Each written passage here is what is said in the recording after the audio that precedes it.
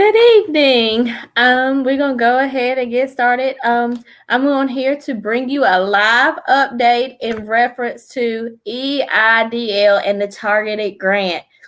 A lot of people are getting their invitations, and I want to give you some insight as to what we know and how we can help you.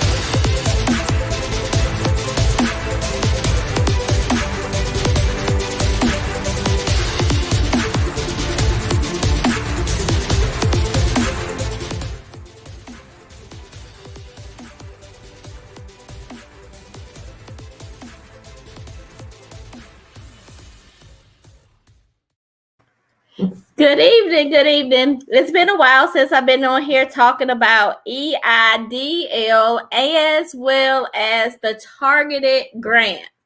We're going to start with the targeted grant first. A lot of people are getting their invitations, so they are asking us about what they should do, and a lot of people are also getting their decline letters too. So we're going to talk about the decline letter for EIDL grant, targeted grant, and the actual invitation for the grant. So we're going to start with the invitation for the grant.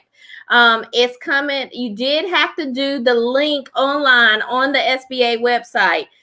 Some people don't want a loan, so they only want the grant. Well, you must do, it's an all-in-one application. So you must do the SBA link on the SBA website for the loan and the grant, but you can turn down the loan if you only want the grant. And they are speeding up response times really fast, and they're making offers to people really quickly as to how much money they're offering people and giving people, and you have the option, and a lot of them are getting it in a range, and you can take the max. But on the grant though, they are looking for a 30% loss in between 2019 and 2020. If you did not suffer a 30% loss,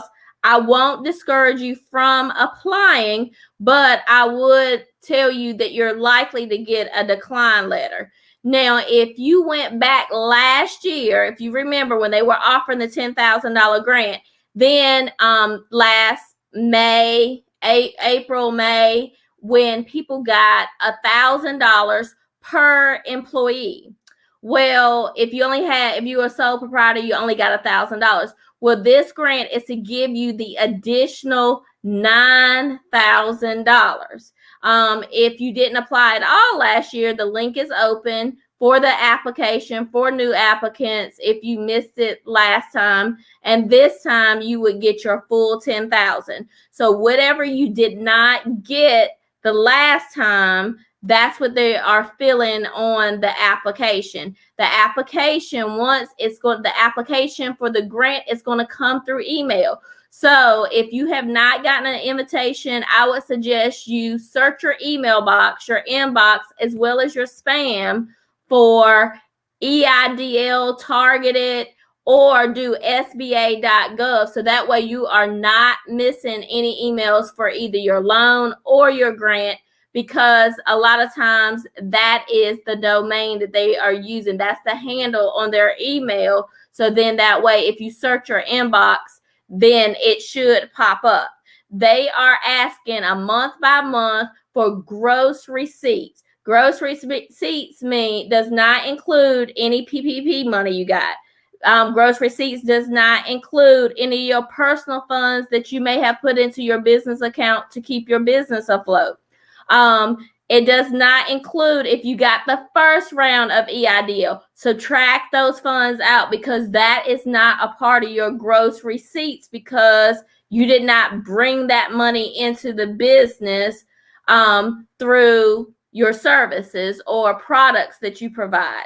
So again, you want the gross receipts. And a lot of people, if you're not keeping very good books, I would suggest that you go through your bank deposits, and each month you should have a total number of deposits. Subtract anything that was in all those other categories such as PPP, EIDL, first round, grant money, if you got SC Cares or you got grant money for somewhere else. If those were not a part of your gross receipts, then subtract those numbers out for that month, and then you will have your total gross receipts of which you brought in. And you do that for every month to fill out the schedule. Now, and again, I'm going to reiterate, the $10,000, you must show a 30% decrease. I would still, would fill it out because you don't know if they need that information and they're going to go back and change the criteria and you don't want to have missed out. So I would still encourage you to go ahead and fill it out to your best of your ability and give the most accurate numbers for the grant. Then for the add-on $5,000, they are looking for a 50% decrease in funds. They're looking for a 50% decrease in gross receipts between 2019 to 2020 because they are trying to say how COVID actually impacted your business. So that's what they're looking for, and that's what they're taking as the number. Some people are getting declined because they're not in a targeted area, but you can apply for reconsideration. Make sure you're reading these denial letters and complete in full, because a lot of people are saying, oh, it was due to my credit. It was due to, don't guess why you were declined. Read your letter. And they even got it in the middle of the page where they have in bold print why they are declining you for either the loan or the grant. Reading is very fundamental when dealing with this process. So I would highly encourage you to read your denial letter if you're denied. If you don't have your invitation, if you never applied, I would suggest that you apply. Even if you don't want a loan, the grant is not, you do not pay the grants back. The loan, though, now we're going to move over to the loan. The loan is actually on an awesome deal. It's at 3.75%, fixed 30 years. If you took out the loan last year, you got 24 months before your first payment is due. So you won't have a payment due until 2022. And if you've been getting those your bills in the mail, you will see that they move your date out another year before your first payment is due. If you decide to go ahead and do your EIDL now, they're giving the new people a grace period of 18 months before their first payment is due. Remember, there is no prepayment penalty. People are paying as little as $70 a month on $10,000. Some people, if they got $150,000, their payments are $700 a month. That should be a game changer for your business. And remember, this is not to expand your business, but to cover your business overhead. So if you kill all your business overhead for the time that money runs out, you can use all your profits for expansion. So you need to be able to account for the money that they gave you for the business, to be able to provide them with receipts if audited. That's if you get audited.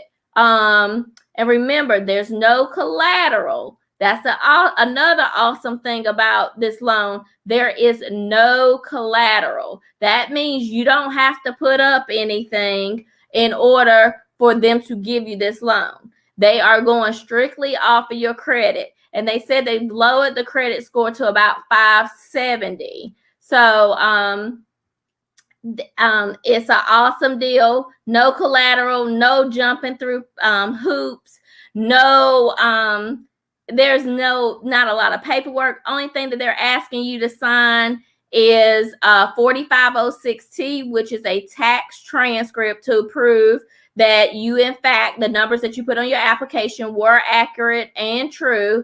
And they having you to sign a couple of the disclosure for the loan.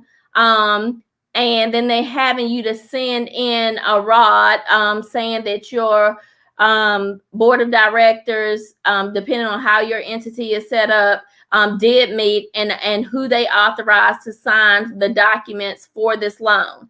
So it's very minimal paperwork compared to certain bank loans if you were trying to get this money at a bank. So I do encourage people to take the money. A lot of people are waiting on their second draw. Some of it is out of the queue. It's not showing on their in their portal, but call them. And I suggest that you call very early morning because of the fact when they first open, because once you get into the day, people are in their day and you competing with not only the East Coast people, but you're competing with West Coast people as well. So very early morning is probably the least amount of wait time, and you can ask for an update. They can look up your file, have your application number ready, and they can look up your file to tell where you are in the process. Now, there are loan officers, because there is fraud going on. There are loan officers that will call you. So the number that you put on your application, make sure that you're answering that phone. A lot of the phone calls are coming from the a lot of the phone calls are coming from an 817, a Texas number. You can, and if you're a little bit leery about giving your information out over the phone, you can Google the number while you're on the phone, and it should come up to let you know it's with the SBA. But a lot of people are getting calls from an 817 number out of Texas. The loan officers are calling people, and some of them, when they're asking for the additional documents, they are also telling you that they need to have a live conversation with you because they want to talk to the people. Now, if they pull your transcript, because some people's transcripts, if you did not file your taxes electronically, then they may decline you if they are unable to get your transcript. So if they're unable to get your transcript because you mailed your taxes in and your taxes are stuck somewhere on a truck somewhere, then what you can do is get an appointment with the IRS. And I would suggest you probably go online tonight and see if you can download a transcript for yourself. If you cannot, then I would probably schedule an appointment with the IRS to go into their office to have your taxes clocked in. So that way, when that loan officer calls you, you're not scrambling around if they say that your transcript came back with nothing. So then that way you can say, bam, I've got a stamped in copy here. Some people are saying some of the loan officers, and it varies from loan officer to loan officer, they're saying that some of the loan officers are being lenient and having your accountant write a letter. I think that the best way would be to have that stamp copy from the IRS saying that you actually clocked those taxes in and that they're not a fake or fraud copy. So, and if they know that they're stamped in with the IRS, then I think that they're more likely to take that versus you just having a copy or getting your quote unquote bookkeeper friend to write you a letter saying that they filed those taxes. And if also if you filed your taxes electronically and there's some kind of glitch in the system, then I would also have a copy of the showing that you did file them electronically, the confirmation page from your tax preparer or whoever, if you did it on Tax Act or whatever, I would have that confirmation as well to show your loan officer. But if you can't react fast and you just get declined, then again, apply for the reconsideration.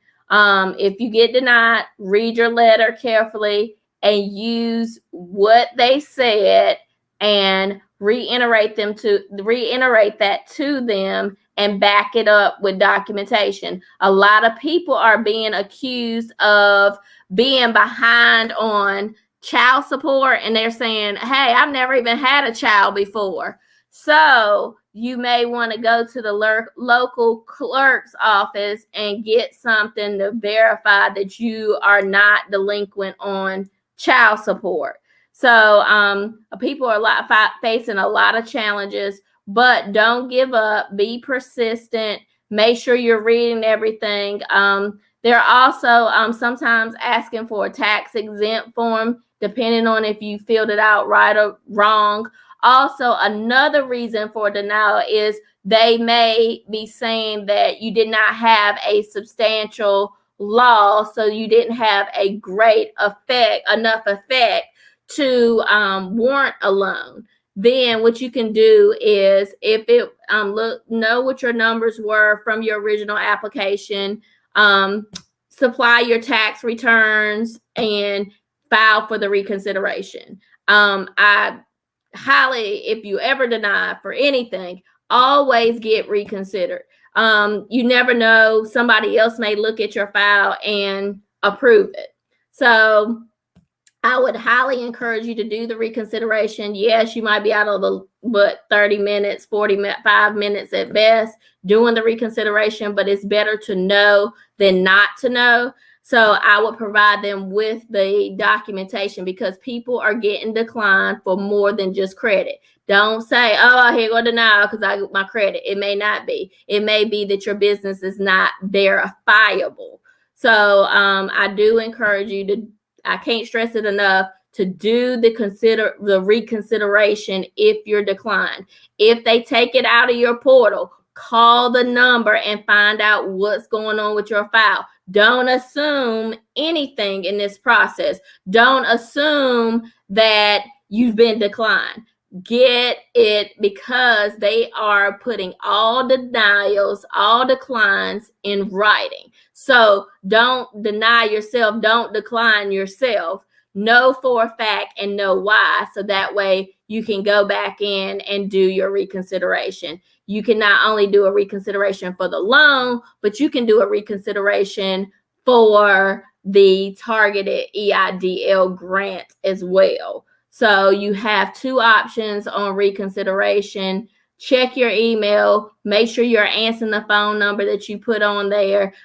Be sure that if you were a sole proprietor and you turned to a LLC, make sure you didn't put a LLC that was after the date, and you really do have a business, but somebody told you that you needed a LLC, so you went and filed this LLC. And now they can look on the Secretary of State and say, you filed this LLC in January.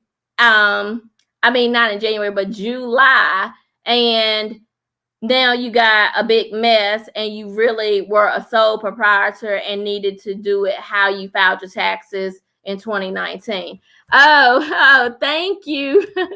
We got totally off topic, but thank you. But I do want to encourage you, stay the course. There are some industries where they will not fund for that. Make sure that you're using the correct code for the government. Make sure that you put your right category in. And then you also could have been denied because of typographical errors, clerical errors in your numbers. So provide those tax returns if that is the case with your reconsideration.